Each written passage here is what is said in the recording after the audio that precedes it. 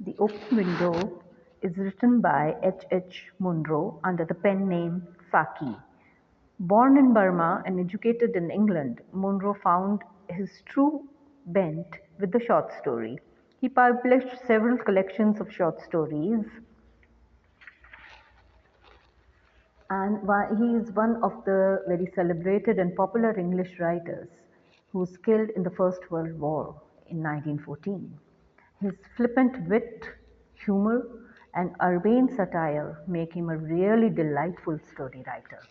Now, his story, The Open Window, is written in his trademark style with wit and humor.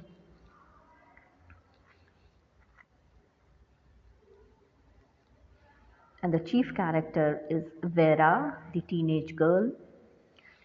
The story, in short, is that Mrs. Suppleton was convinced that her husband and two brothers would return one day. They had gone out through the window 3 years ago for a day's shooting and had never come back because they had been engulfed in a treacherous bog. Their bodies were never recovered.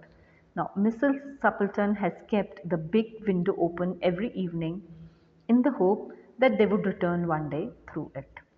They turned up exactly 3 years later, on the third anniversary of the tragic incident. The indirect presentation of the dramatic technique of narration of the story, which the writer has adopted, not only intensifies the ghastly tragedy but also imparts force and depth to the reminiscence. Now, the story has several questions which are to be answered. That why did Nuttall's sister give letters of introduction to Farmton?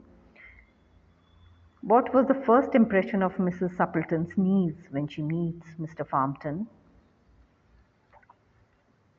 And to Farmton, all of it was purely horrible. Why?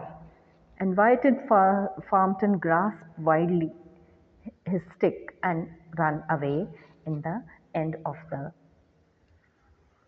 story?